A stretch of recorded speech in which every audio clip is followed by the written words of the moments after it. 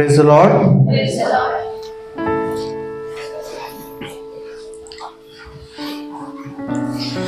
तो मेरा आज का टॉपिक है मसीह की सुंदरता क्यों बिगड़ी।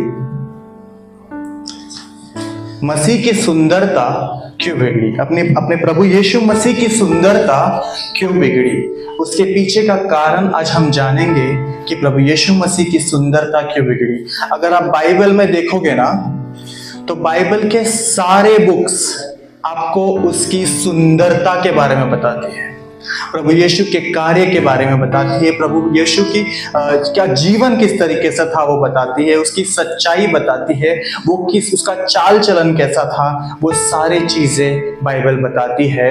और वो सब चीजें प्रभु यीशु मसीह की सुंदरता बताती है।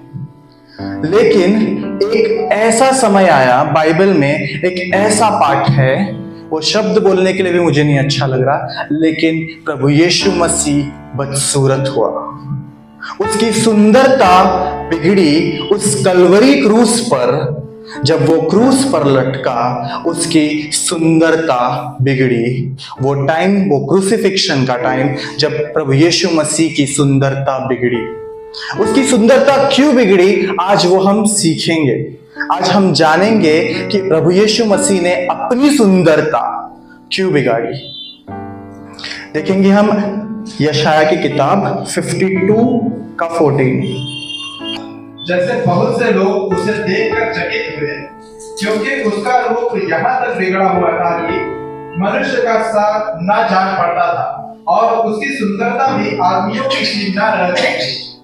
यहाँ पे क्या लिखा है, वो इंसानों जैसा भी नहीं दिखता था।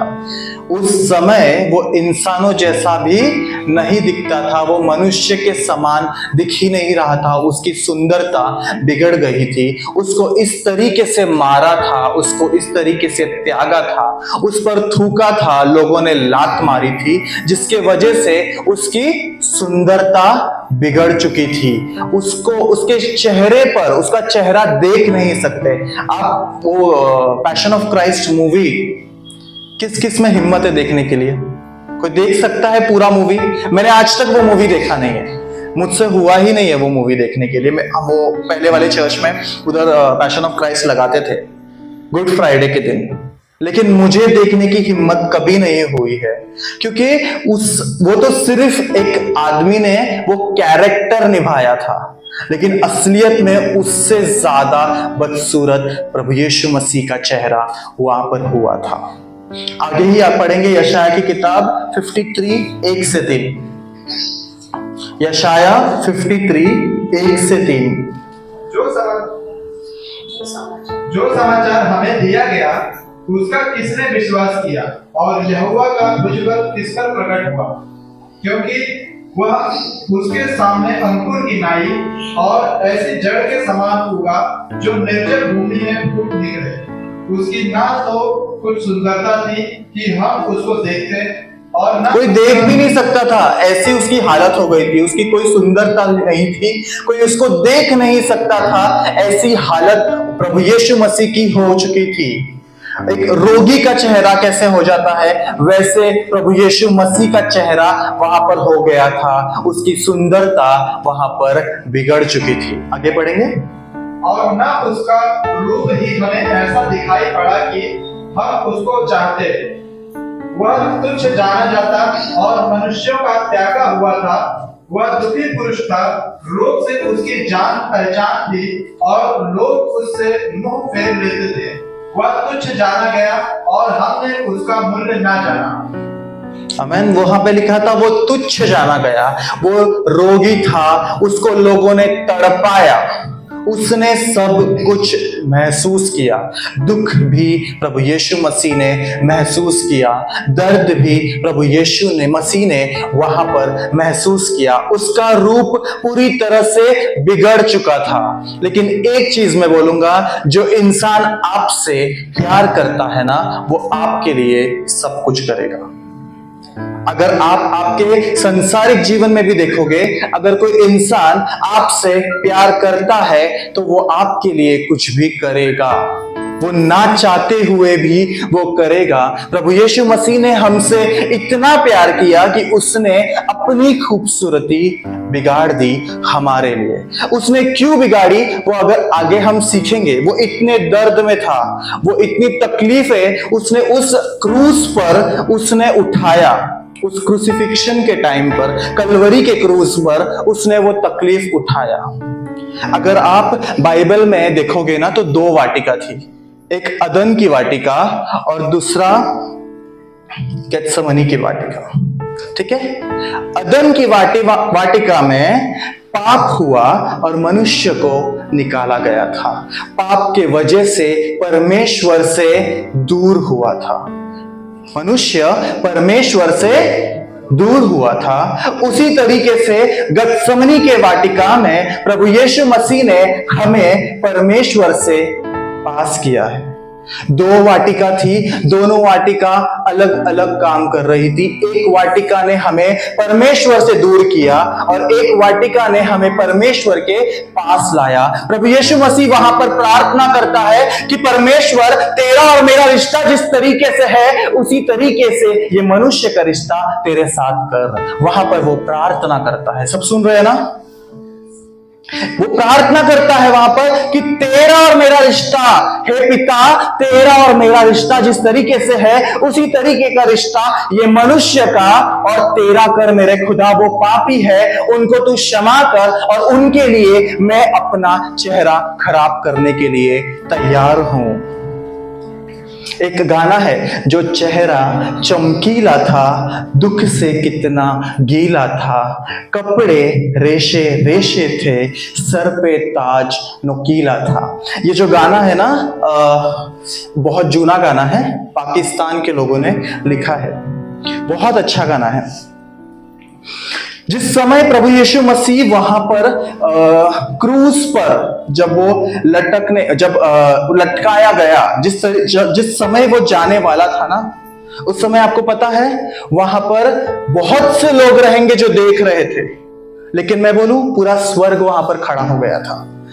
परमेश्वर अपना सिंहासन छोड़ के खड़ा हो चुका होगा, क्योंकि परमेश्वर का पुत्र मनुष्य का पुत्र होकर वहां पर कुछ अलग कर रहा है, वहां पर अपना बलिदान कर रहा है। पूरा स्वर्ग राज्य खड़ा हो गया होगा देखने के लिए जो परमेश्वर का पुत्र था वो मनुष्य का पुत्र बनकर क्या कर रहा है। वो अपना, परमेश्वर भी वहां पर खड़ा होगा वो ये सोच के कि मेरा इकलौता बेटा वहां पर जान दे रहा है।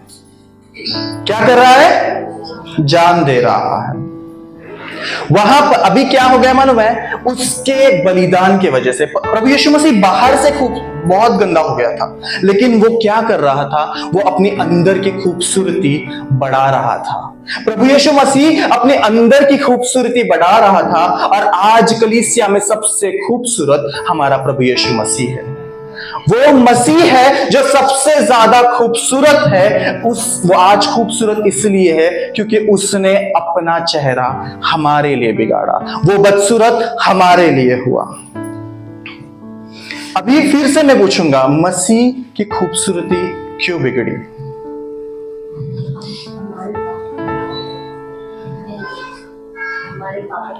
हाँ, और कोई बोलेगा मसीह की खूबसूरती क्यों बिगड़ी?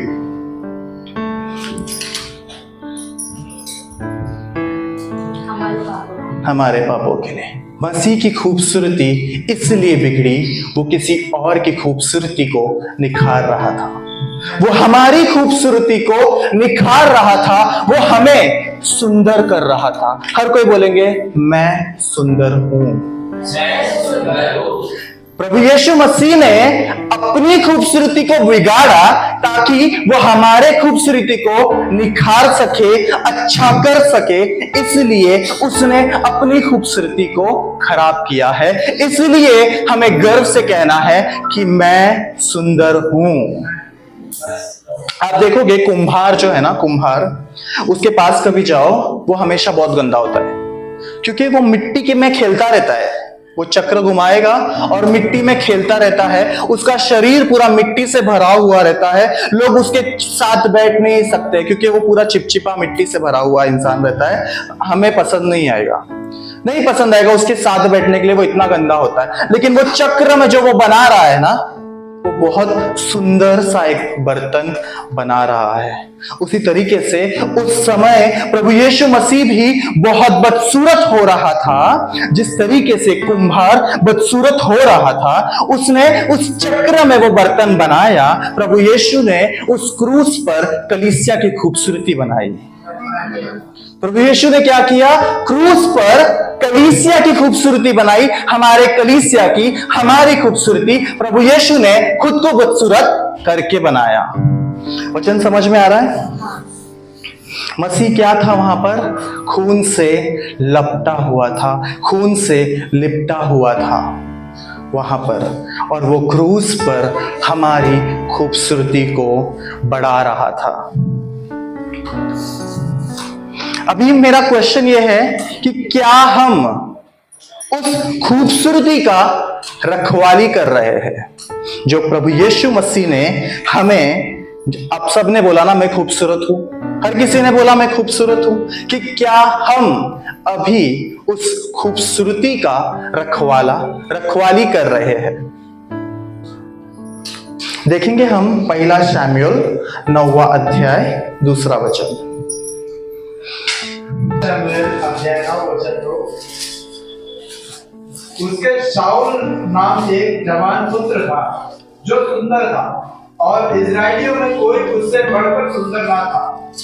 वह इतना लंबा था कि दूसरे लोग उसके कंधे ही तक आते थे। अभी शामूएल की बात, साउल की बात, जो पहला राजा था, उसके बारे में अगर आप बात करोगे तो साउल जो था वो सबसे सुंदर था। उसकी हाइट बहुत अच्छी थी, दिखने में बहुत सुंदर था साउल।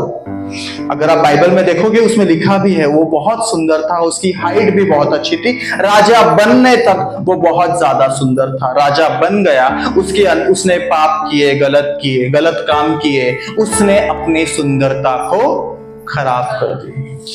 प्रभु यीशु मसीह ने हमें सुंदरता दी है। प्रभु यीशु मसीह ने खुद की सुंदरता को बिगाड़कर हमें सुंदरता दी है। हमें यह जानना है कि क्या हम हमारे सुंदरता को बरकरार रखते हैं कि नहीं, क्या हम उसकी सुंदरता की रखवाली करते हैं कि नहीं। जिस तरीके से शाऊल बहुत सुंदर था, लेकिन शाऊल ने अपनी सुंदरता खराब की, क्या हम वो कर रहे हैं? देखेंगे हम पहला शमूएल 16 अध्याय 12 और 13। शमूएल अध्याय 16 वचन 12। तब वह उसे बुलाकर भीतर ले आया। उसके तो लाली झलकती थी और उसकी आंखें सुंदर और उसका रूप सुडौल था। तब यहोवा ने कहा, उठकर इसका अभिषेक कर, यही है। आमीन। यहाँ पे दाऊद के बारे में लिखा गया है, और यहाँ पर यह भी बताया है कि दाऊद कितना सुंदर था, कितना सुंदर था दाऊद राजा, उसके बारे में लिखा गया है। लेकिन मेरा यह क्वेश्चन है कि क्या दाऊद ने अपनी सुंदरता अंतिम दिनों तक बचाई थी?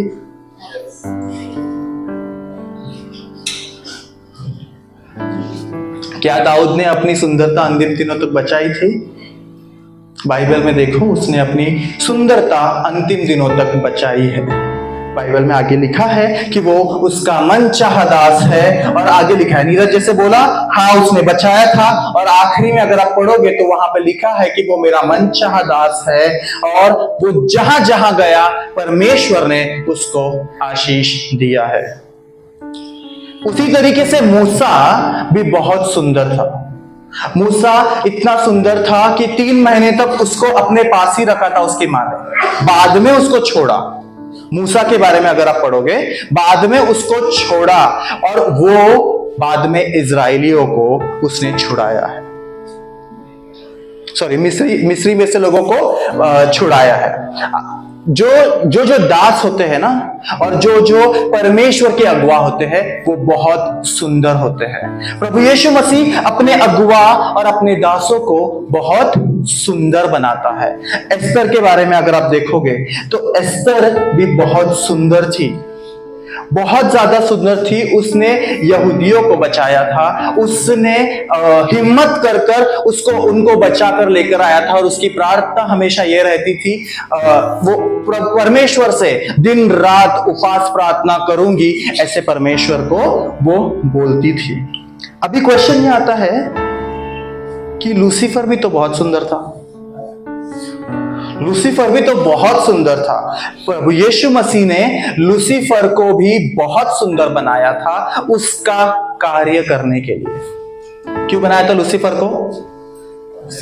कार्य करने के लिए। लेकिन इतना सुंदर था ना कि उसको घमंड आ गई थी उसकी सुंदरता पे।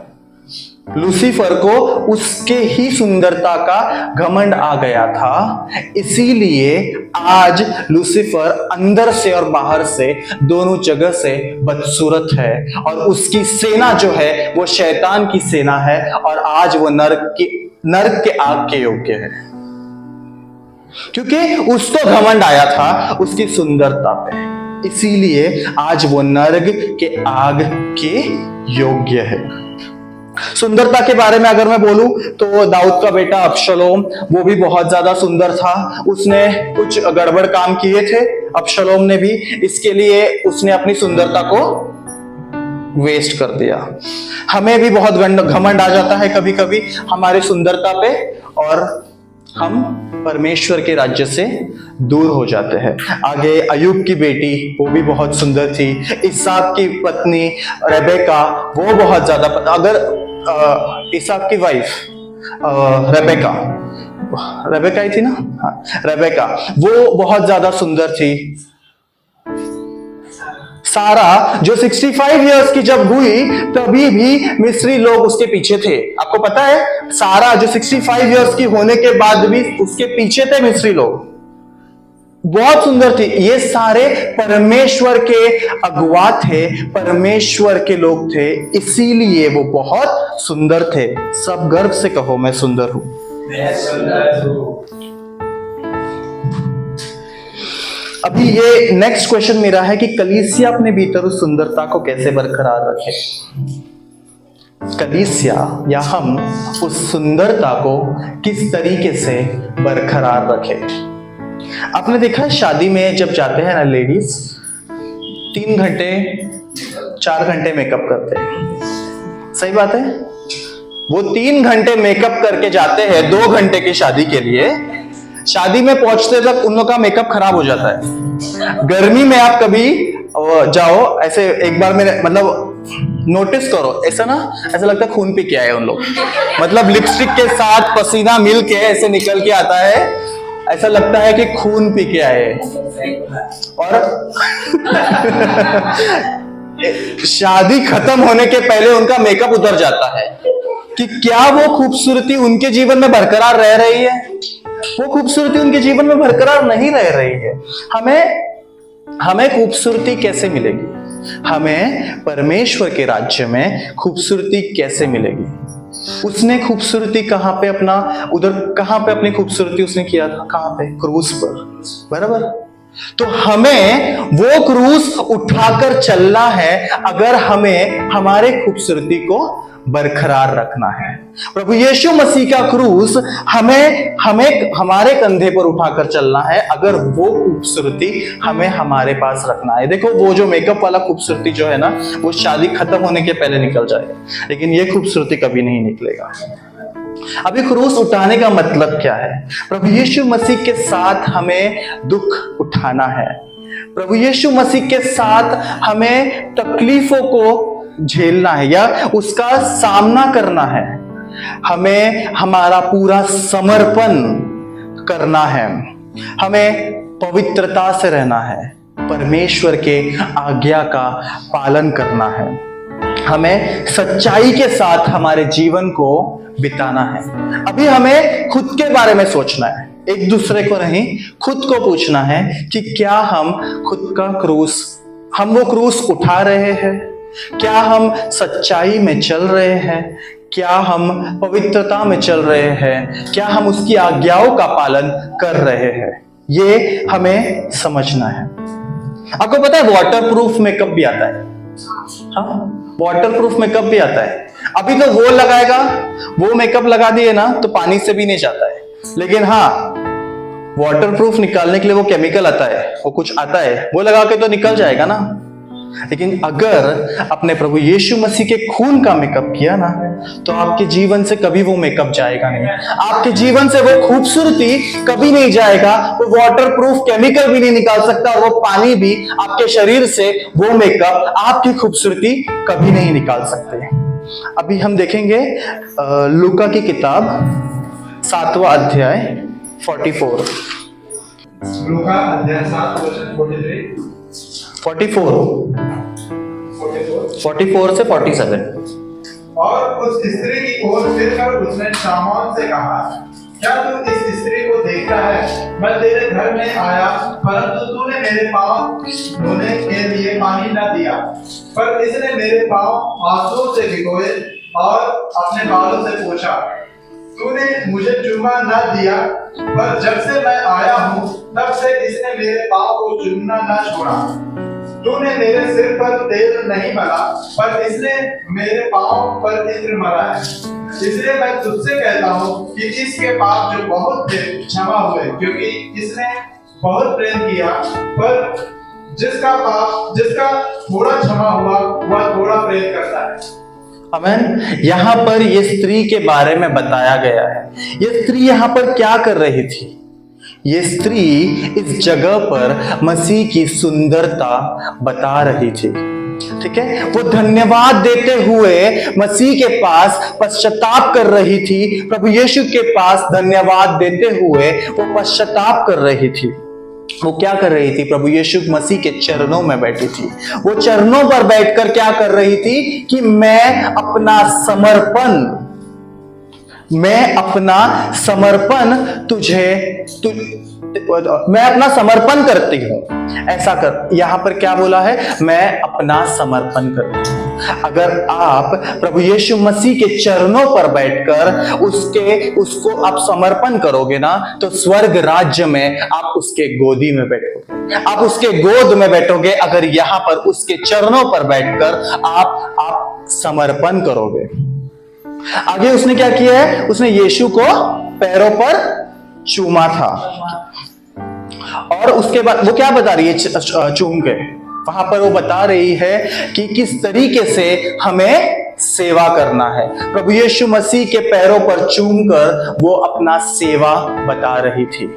आखिरी में उसने क्या किया? उसने वो इत्र वो पैर पे डाला। यहां पर वो क्या कर रही है कि मेरे पास जितना भी मूल्यवान चीज है वो मैं तुझे दे देती हूँ। मेरे पास जो कुछ भी है प्रभु यीशु, मैं तुझे दे देती हूँ। मुझे नहीं चाहिए, मेरा सारा मूल्यवान चीज मैं तुझे दे देती हूँ। इस तरीके से, जिस तरीके से वो स्त्री ने किया, उस स्त्री ने जिस तरीके से प्रभु यीशु मसीह की सुंदरता को बताई, वो जिस तरीके से अपना समर्पण किया, जिस तरीके से उसने अपना मूल्यवान चीज यीशु को दे दिया, उस तरीके से हमें भी करना है। लेकिन हम धन्यवाद देते हैं, हम पश्चाताप करते हैं, लेकिन क्या हम क्रूस उठा कर करते हैं? जिस तरीके से मैंने बोला, अगर आप क्रूस उठाए बिना अगर आप पश्चाताप करते हो और धन्यवाद देते हो तो वो झूठा है। क्या आपको पता है, आपके दिल में ये चीज पता है कि प्रभु यीशु मसीह ने अपनी सुंदरता क्यों बिगाड़ी?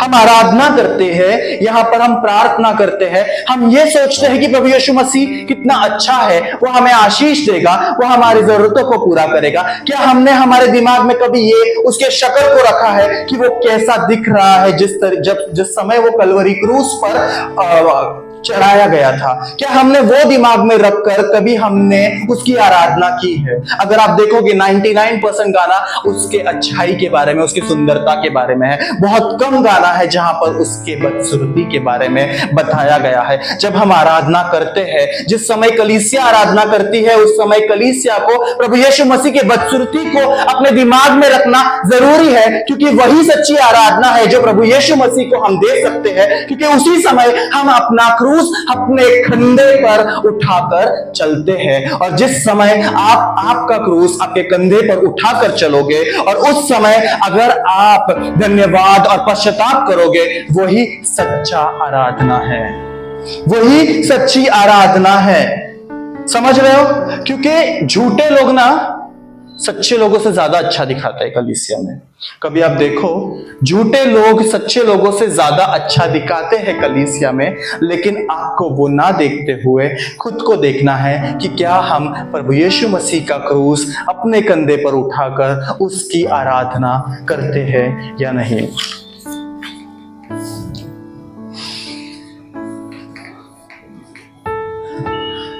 एक एग्जाम्पल दूंगा, मतलब एक लड़का स्कूल के टाइम से ही ना उसको बहुत ज्यादा परेशानी झेलनी पड़ी, उसको बहुत टॉर्चर करते थे लोग, क्योंकि वो बहुत बदसूरत था।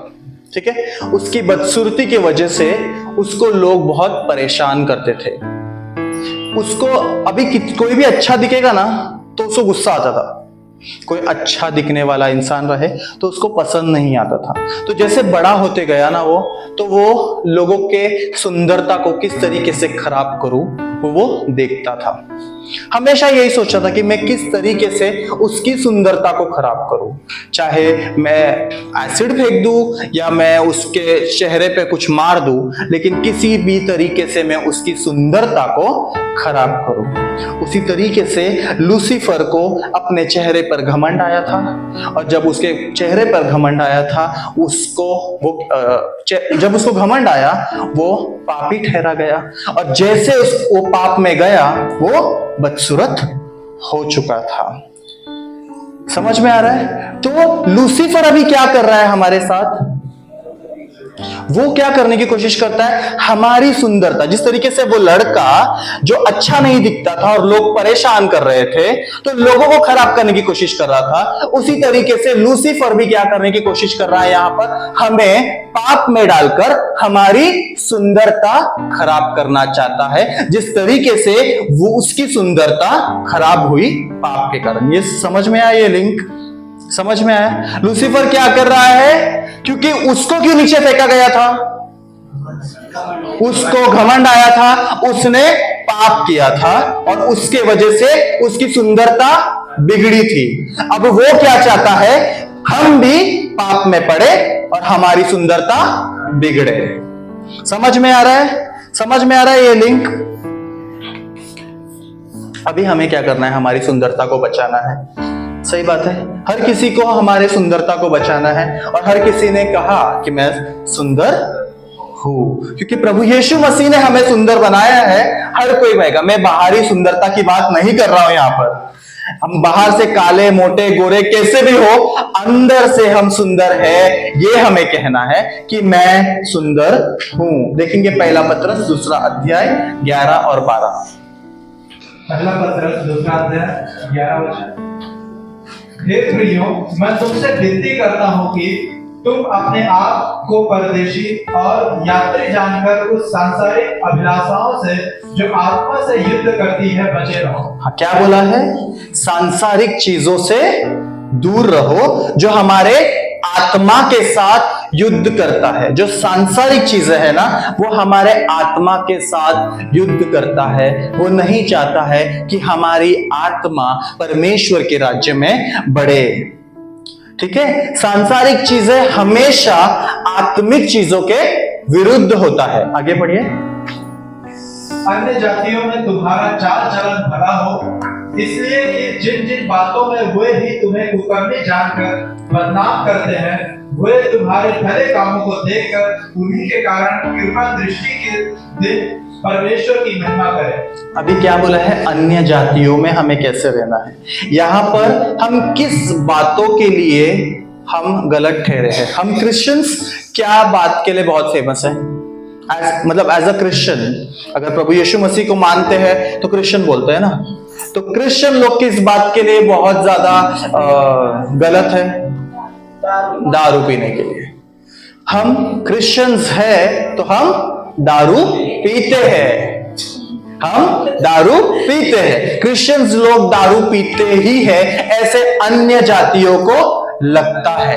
लेकिन हमें वो अन्य जातियों के सामने ये प्रूव करना है, ये उनको बताना है कि हम जो क्रिश्चियंस है, हम जो प्रभु यीशु मसीह के राह में चलने वाले लोग हैं, हम जो मसीह है, हम जो बिलीवर्स है, वो हम दारू पीने वाले में से नहीं हैं, क्योंकि परमेश्वर प्रभु यीशु मसीह भी नहीं चाहता है कि हम दारू पिए, हम नशा करें। प्रभु यीशु मसीह भी नहीं चाहता है, क्योंकि वहां पर वचन कहता है कि हमें अन्य जाति जो हमारे बारे में सोचता है, वो सोच को तू बदल तेरे चाल चलन से। तेरी चाल चलन कैसी है, उससे तू अन्य जातियों के सामने बता कि हम ऐसे नहीं हैं। अभी अगर हम सुंदर रहेंगे, अभी 4 लोगों के बीच में, अन्य जातियों के बीच में अगर हम अच्छा व्यवहार करेंगे तो हम क्या दिखेंगे वहां पर? हम सुंदर दिखेंगे। हम जब सुंदर दिखेंगे तो हम मसीह की सुंदरता को बढ़ाएंगे। अभी ये टेबल टर्न होता है, ये चीज बदलती है। अभी हमारे चाल चलन से हमें मसीह की सुंदरता को बढ़ानी है। हम हमारी चाल चलन, जितने सुंदर हम होंगे उतनी सुंदर हम मसीह की सुंदरता को बढ़ाएंगे। जितना हम मसीह के बारे में बताएंगे, जितना उसके बारे में, उसकी सुंदरता के बारे में हम बताएंगे, उतना प्रभु यीशु मसीह की सुंदरता बढ़ेगी। वो हमारे द्वारा होगी, हमारे चाल चलन से होगी, हमारे रहन सहन से होगी। हम जिस तरीके से 4 लोगों के बीच में, अन्य जातियों के बीच में रहते हैं, उससे मसीह की सुंदरता बढ़ेगी। मसीह की सुंदरता हम बढ़ाना चाहते हैं ना? बोलो हाँ, बढ़ाना चाहता हूं। देखेंगे इफिसियों की किताब 5वां अध्याय 26 और 27। इफिसियों 5वां अध्याय वचन 26 कि उसको वचन के द्वारा जल के स्नान से शुद्ध करके पवित्र बनाए और उसे एक ऐसी तेजस्वी कलीसिया बनाकर अपने पास खड़ी करे जिसमें कोई कलंक ना हो, कोई गलत चीज ना हो, कोई कलंक ना हो, ऐसी कलीसिया बनाए। आगे लिखा है झुर्रिया ना हो, ना कोई ऐसी वस्तु हो, वरन पवित्र और निर्दोष हो। हाँ, आगे पर क्या लिखा है, हमें कलीसिया को किस तरीके से रखना है। कलीसिया में आगे मैंने जिस वर्ष से पढ़ा था वहां पर लिखा था कि उसमें झुर्रिया ना हो। जब बूढ़े हो जाते हैं ना तो जब बुढ़े हो जाते हैं ना तो वो रिंकल्स आने लग जाते हैं। ठीक है, वो क्यों आते हैं? उम्र बढ़ती जाती है वैसे आती है, लेकिन अगर आपने अपने खुद को संभाला ना तो वो झुर्रिया आपको नहीं आती, आसानी से नहीं आती है। जिस तरीके से अगर आपने कलीसिया को परमेश्वर के राज्य में रखा, अगर खुद को परमेश्वर के राज्य में रखा, तो आपके जीवन में भी वो झुर्रिया, कलीसिया में भी वो झुर्रिया नहीं आएगी। कलीसिया भी पवित्र रहेगी जिस तरीके से प्रभु यीशु मसीह चाहता है कि उसकी दुल्हन हो। आमीन। आखिरी वचन देखेंगे 2 कुरिन्थी 3 अध्याय 18 वचन। 2 कुरिन्थी 3 अध्याय वचन 18। परंतु जब हम सब के उभारे चेहरे से प्रभु का प्रताप इस प्रकार प्रकट होता है, जिस प्रकार दर्पण में तो प्रभु के द्वारा जो आत्मा है, हम उसी तेजस्वी रूप से अंश अंश करके बदलते जाते हैं। लास्ट लाइन अगर देखोगे तो वहां पे लिखा है कि अंश अंश कर कर बदलते जाते हैं। बूंद मतलब थोड़ा थोड़ा, बूंद बूंद करके बदलते जाते हैं। आज जो हमने सीखा है कि प्रभु यीशु मसीह का क्रूस उठाकर हमें चलना है, उसकी खूबसूरती को बढ़ाना है। हमें समझना है कि हम प्रभु यीशु मसीह की खूबसूरती को हम किस तरीके से बढ़ाएंगे। एक दिन में नहीं, 10 दिन में नहीं, शायद 1 साल में नहीं, लेकिन कुछ सालों में हम उस तरीके से बदल जाएंगे जिस तरीके से प्रभु यीशु मसीह हमें चाहता है बदलने के लिए। इसीलिए वो कहता है अंश अंश बदलना, मतलब थोड़ा थोड़ा करके बदलो, ताकि ऐसा समय आ जाए जैसे हम प्रभु यीशु मसीह चाहते हैं वैसा बदल जाए और उसकी खूबसूरती हम हमारे कलीसिया के द्वारा दिखाए। आमीन। समझ में आया वचन?